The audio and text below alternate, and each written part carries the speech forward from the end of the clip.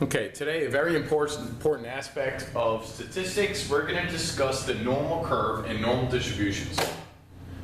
A normal distribution is a distribution that can be represented by a normal curve. A normal curve looks like that.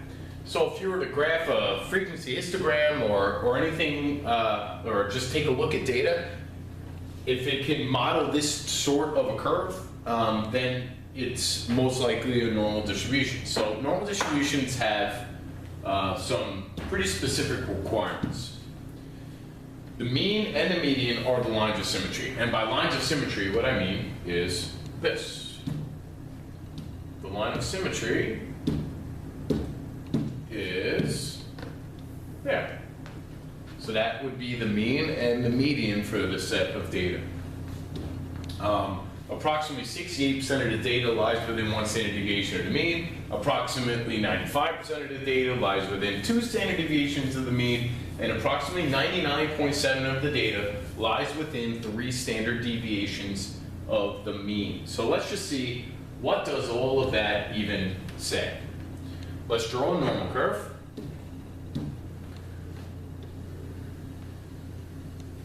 There's our normal curve.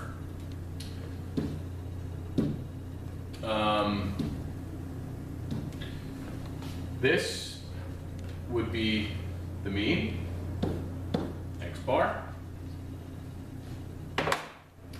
1 standard deviation away would be something like that. And in this case,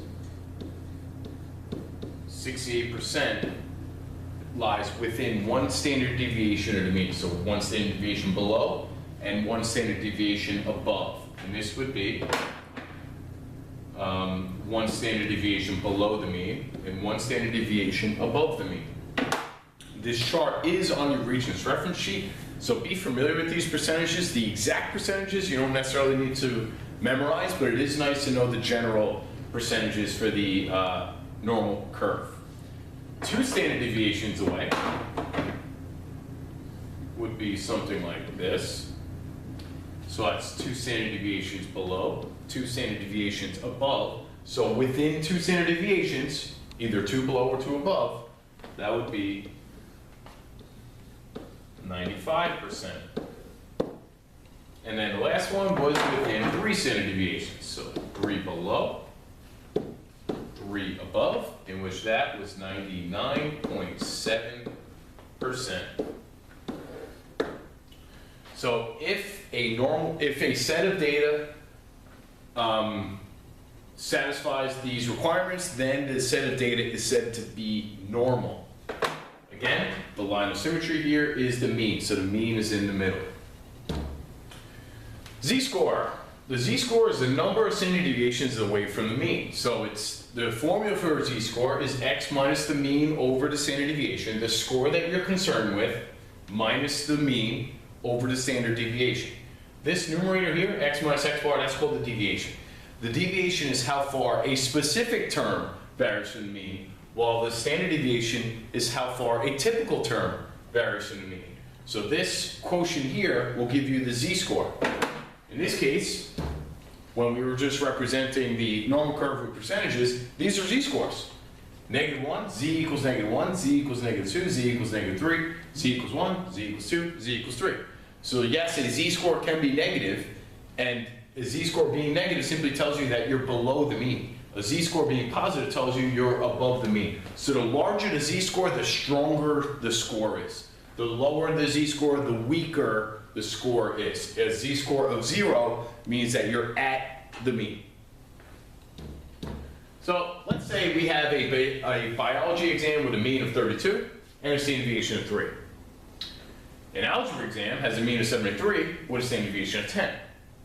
Let's say student X gets a 35 on the bio exam and a 75 on the algebra exam. Which scores better? You cannot assume that because 75 is a higher number that that's a better score. You don't know how much this test was out of. You don't know how much this test was out of. You don't know what you know what the average scores are, and that's it. You know what the average and the standard deviation is. So you cannot assume just because its number is higher that it's a better score. So let's just discuss the bio score. and the algebra score. Let's find a z-score for both the bio score and the algebra score. So z equals, so now we're focusing on bio. A mean of 32 and a standard deviation of 3. The student scored a 35 on the exam. So the z-score will be 35 minus 32, x minus x bar, score minus mean, over the standard deviation, which was 3. So in this case, z equals 3 over 3, 1. Now let's discuss the algebra score.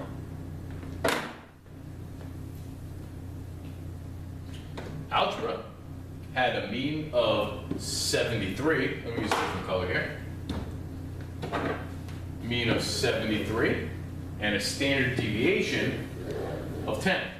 The person, or the student rather, got a 75. Let's find the z-score.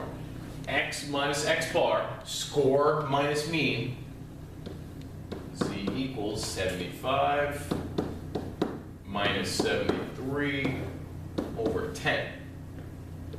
So in this case, z equals 75 minus 73 is 2. 2 over 10 expressed as decimal is 0.02. So now, you decide. Which test did this student do better on? If you said the bio exam, you're right.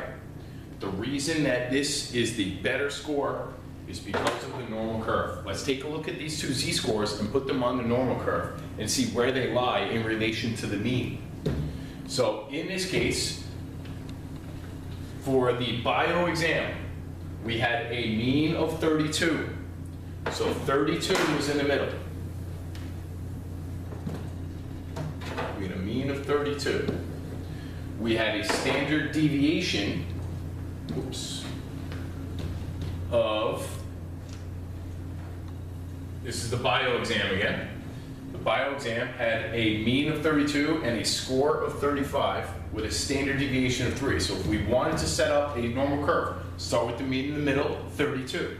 We can increase by standard deviations, 35, 38, I'm adding 3 each time because that's the standard deviation, 41, 29, what am I subtracting? 3, so 26 and 23. So now, the student scored a 35. So that's where the score lies for the bio exam. If we get rid of all this information and leave that position on the chart and now import the algebra scores, you'll see that the algebra scores had a z-score of 0.02. That's just slightly above the mean. So 0.02 as a z-score is right around here. So now this is algebra. This is bio. So the z-score is further to the right, hence a better score in relation to this student's peers. That's what a z-score does. It takes into account the entire population, takes into account the average and the consistency of the scores. So it takes all of that into account. So z-score is the best way to compare yourself to an entire group. And maybe not yourself, anything that you study. All right, so let's say that we have a set of data that's normally distributed. That right there, that words, is my cue to draw a normal curve, stick the mean in the middle, and then start increasing and decreasing by standard deviations. So normally distributed, my cue to draw a normal curve.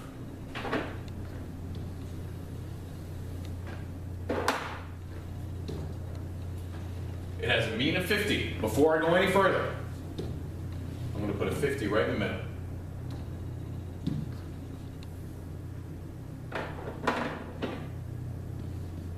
That's z equals 0, that's the mean. And a standard deviation of 2. So I'm going to increase and decrease by 2. Whoops. So I'm going to have 1 standard deviation above, 2 standard deviations above, 3 standard deviations above. 1 standard deviation below, 2 standard deviations below, 3 standard deviations below. And let's just increase and decrease by 2. So 52, 54, and 56, 48, 46, and 44. So if you take a look at your Regents reference sheet, the Regents reference sheet is putting these scores in terms of z-scores. Be really careful with that Regents reference sheet because they're increasing and decreasing by a half of a standard deviation, not a whole standard deviation. So be really careful when you're importing percentages. So let's just load up that Regents reference sheet just to see what it looks like. Go into JMAP. And I'm just going to go to an old Regents exam and load it up. Regents exams. Where the hell? There we go. Algebra 2 and trigonometry. That's Algebra 2 there. Let's just load up any test.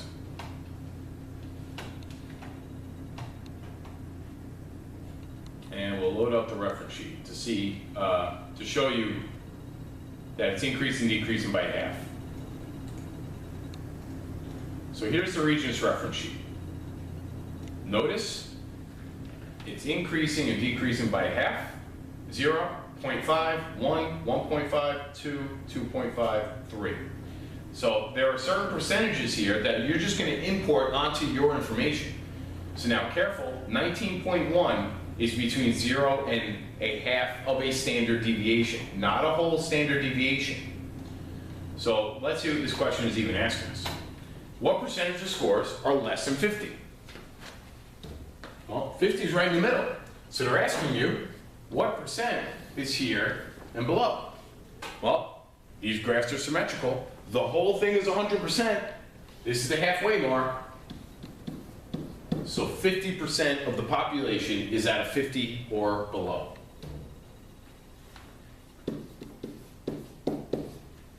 What percentage of scores are between 48 and 52? Well, 48 and 52, we're looking at this range here. Well, this is from -1 to +1. So what you could do, this is z equals -1 and z equals +1. What you could do is just count from -1, scroll down a little bit, from -1 to +1. So you just add all these percentages together. 15 plus 19.1 plus 19.1 plus 15.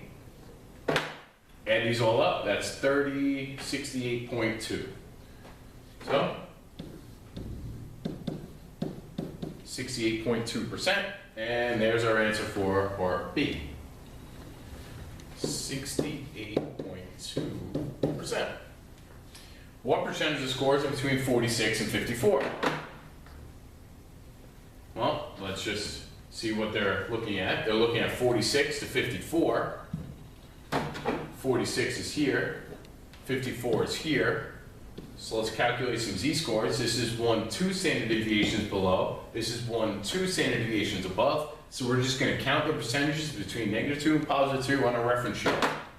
From -2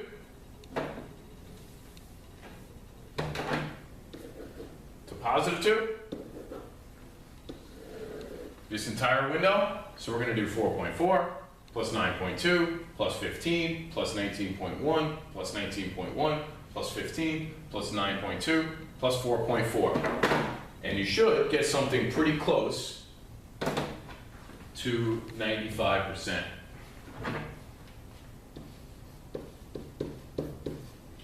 What percentage of scores are less than or equal to a score of 46? It's going to take a little bit of work. So 46, let's go back to our information, is right here. Here's the score of 46. We want to know what percentages are at or below. So we want to go to the left and count up all the percentages, and this is z equals -2, 0, -1, -2, and we're going to count all the percentages to the left. From -2 to the left. Here's -2, and we want all of them to the left.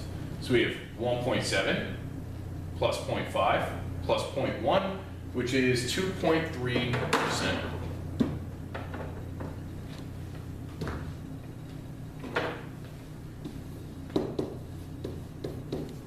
So that's how you use your Regents reference sheet. This is asking you for percentages. What if they give you percentages and you're looking for numbers?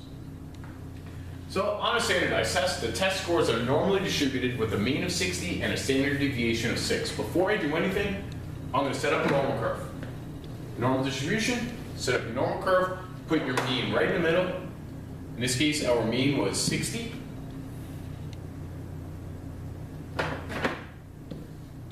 And we have a standard deviation of 6. So I'm just going to increase and decrease by standard deviations here. 1, 2, 3. 1, 2, 3. And I'm going to increase and decrease by the standard deviation. And in this case, the standard deviation was 6. So 66, 72, 78, 54, 48, and 42. So this is z equals 0, this is z equals 1, this is z equals 2, z equals 3, -1, -2, and -3. All right, so now we're going to see what the information is even asking us to do. They want to know, of the data, 84% of the scores are at or below what score? Well, 50% are at or below 60. So if 68% is between these two scores, well, these graphs are symmetrical. So if 68 is within one standard deviation, that's leaving you with 34% here and 34% there. And we're going to use that to our advantage because they want to know 84%. Guess what? 50 plus 34 is 66. Therefore, of the data, 84% of the scores are at or below what score? They're talking about z equals 1. Again, 68% lies within one standard deviation. Within means both directions. So this is 50%. We want to go up another 34%, so this score is 84%, and that score is 66.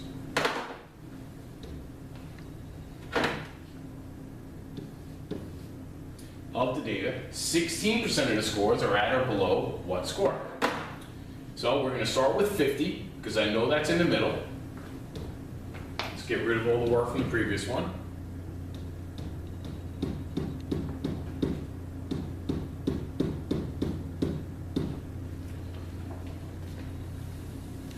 I know that this score is 50. 50%. This is 34%. So if I move down 34%, now this is the 16th percentile.